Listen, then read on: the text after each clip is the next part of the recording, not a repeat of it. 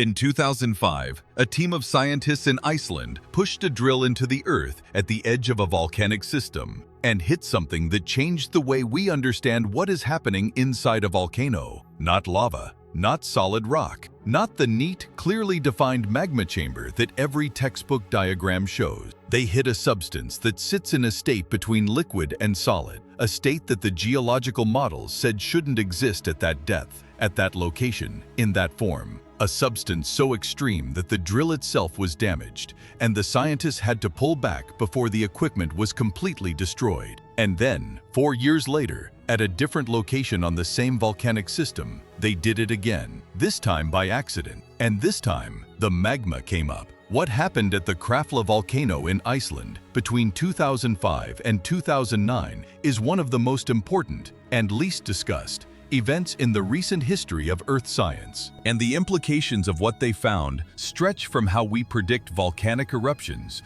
to what we understand about the geological processes that shape the planet we live on. This is not a story about something that might happen. This is a story about something that happened, that scientists are still analyzing, and that rewrote fundamental assumptions about the interior of the Earth. Stay with me, because what they found inside that volcano is stranger than what the models predicted, and what it means is darker than most people realize. Let's start with why drilling into a volcano was considered essentially impossible before this project began. Volcanoes are hot, obviously, but the specific challenge of drilling into active volcanic systems is more complex than simple temperature. The Krafla volcanic system in northeastern Iceland sits on the mid-Atlantic ridge, the boundary between the North American and Eurasian tectonic plates, where those two plates are pulling apart and new oceanic crust is being created. The geology in this region is extremely active. The ground moves. Hot fluids circulate through the rock at high pressure.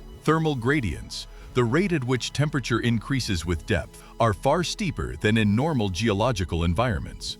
A standard geothermal well in this region reaches temperatures of around 300 degrees Celsius at a depth of 2,000 to 3,000 meters. That is already pushing the limits of conventional drilling equipment and casing materials. Go deeper, and the temperatures increase further. The rock changes behavior under extreme heat and pressure. The drilling fluid, which normally circulates through the drill string to cool the bit and carry rock cuttings back to the surface, begins to behave in unpredictable ways at extreme temperatures. The Iceland Deep Drilling Project, IDDP, was created to push beyond these limits. The goal was to drill into what engineers called a supercritical geothermal reservoir, a zone where water is at such high temperature and pressure that it exists in a supercritical state, neither fully liquid nor fully gas, with dramatically enhanced energy potential compared to conventional geothermal fluids. The idea was that tapping into this supercritical zone could produce geothermal energy far more efficiently than conventional wells. They were looking for energy. They found something else. In 2009, IDDP-1, the first major deep drill attempt in the project, reached a depth of approximately 2,100 meters at the Krafla site. At that depth, instead of finding the supercritical water they were looking for, the drill intersected what the scientists initially believed might be a magma intrusion, a body of molten or partially molten rock that had pushed its way into the surrounding rock from below. The evidence was immediate and unambiguous. The temperature at the drill tip rose to over 900 degrees Celsius. The drilling fluid, the mud circulating through the drill, began to degas explosively, releasing volcanic gases that came rushing back up the drill hole. The rock cuttings that came back to the surface were not the gray basalt that the geologists expected. They were a glassy, rapidly quenched volcanic material, the kind of material that forms when lava makes sudden contact with air or water and freezes instantly into glass. And the material itself was not behaving like the textbooks said it should. Here is the scientific complication that makes this discovery genuinely significant. The geological models used to understand what happens inside active volcanic systems make certain predictions about where magma chambers are, what they consist of, and how they are structured. The models predict that at the depth they were drilling, 2,100 meters, in the Krafla system, there should not have been a magma body. The magma chamber, according to the seismic data that scientists use to map the interior of volcanic systems, was supposed to be deeper, several kilometers deeper. What IDDP-1 found at 2,100 meters was not supposed to be there, and what it found was not purely liquid magma. This is the part that matters most for science. The material the drill encountered was what volcanologists call a rhyolite magma, a magma with a high silica content, relatively cool compared to basaltic magma, and extremely viscous.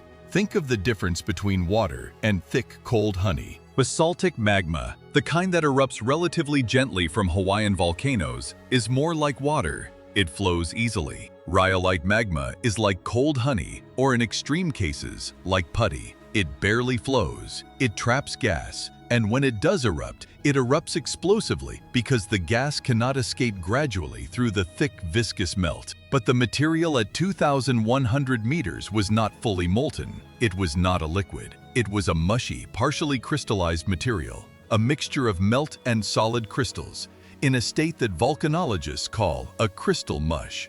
And the existence of a crystal mush body at that depth, at that location, was not predicted by the models. Crystal mush is not a laboratory curiosity. It is one of the most important concepts in modern volcanology. Large volcanic eruptions, the kind that can affect global climate, that can bury regions under meters of ash, the kind that scientists classify as supervolcanic events, are thought to be fed by large bodies of crystal mush that, under the right conditions, can rapidly remobilize.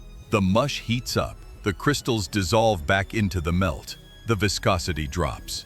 The gas that was trapped in the mush is suddenly released, and the result is an eruption orders of magnitude more powerful than what conventional volcanic systems produce.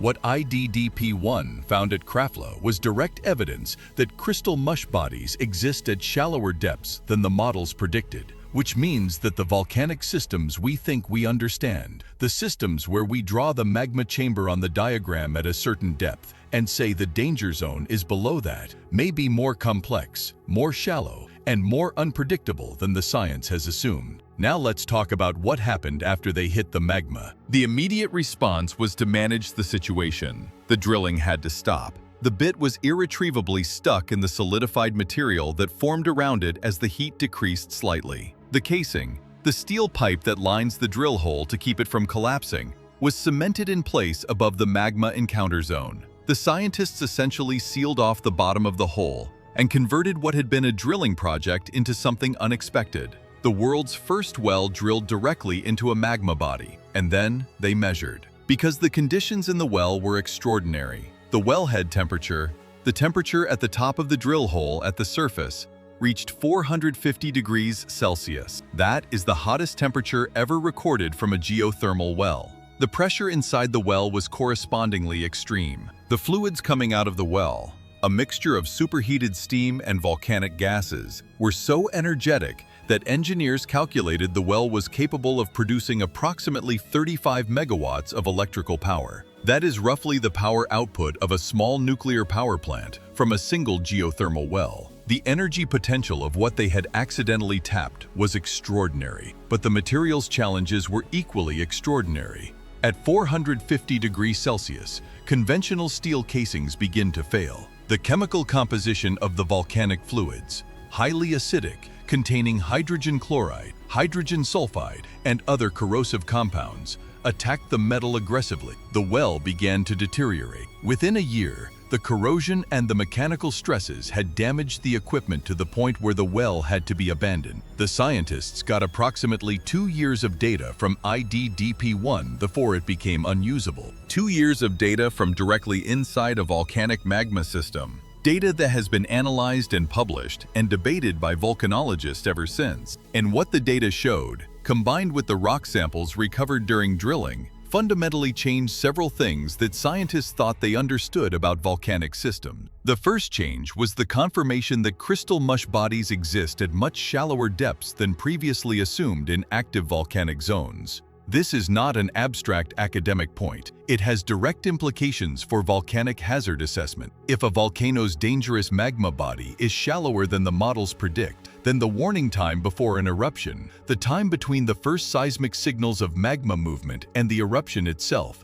may be shorter than hazard assessments have assumed. Volcanoes may be more dangerous than we thought, on a shorter timescale than we thought. The second change was the recognition that the transition zone between solid rock and magma, the zone where rock passes from solid to melt, is not a sharp boundary. It is a gradient. There is a region of crystal mush that sits between the solid country rock and the fully molten magma, and this region can extend for significant distances, possibly kilometers, above the conventional magma chamber. The volcanic system is not a neat diagram. It is a fuzzy, complex continuum. The third change was practical and engineering-focused. The discovery that drilling into volcanic systems could be done, survived, and yield scientifically valuable results. The IDDP demonstrated that the engineering challenges, while extreme, are not insurmountable. This opened a door. Since IDDP-1, there has been a second IDDP well drilled at a different location in Iceland.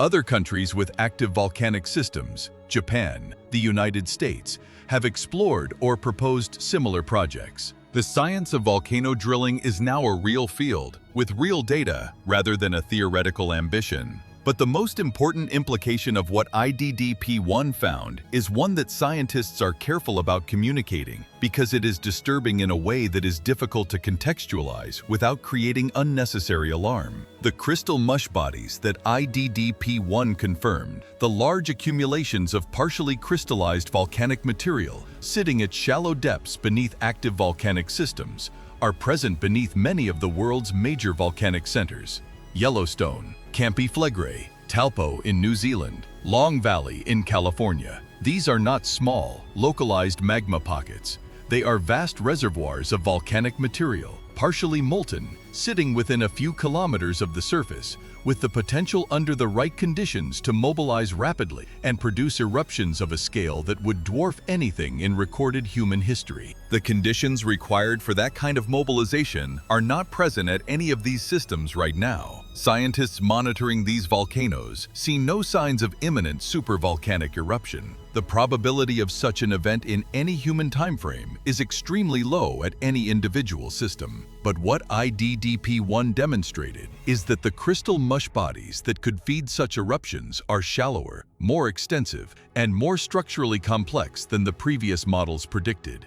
The volcano systems we have been monitoring are more complicated on the inside than we thought. The magma is closer to the surface than we thought, and the boundary between a sleeping volcanic system and an awakening one is harder to define, and perhaps harder to detect in advance than the models assume. The drill that hit magma at Krafla in 2009 went in looking for hot water. It came back with the first direct physical evidence of what the inside of an active volcanic system actually looks like at depth. And what it found? Crystal mush, closer to the surface than predicted. In a material state the model said shouldn't be there, is still being incorporated into the geological understanding of how volcanoes work. The volcano is not what the diagram shows. It is stranger, more complex, and more connected to the surface than we knew. The sky still hides secrets, and this is just the beginning. Subscribe to Fact Harbor for more mysteries.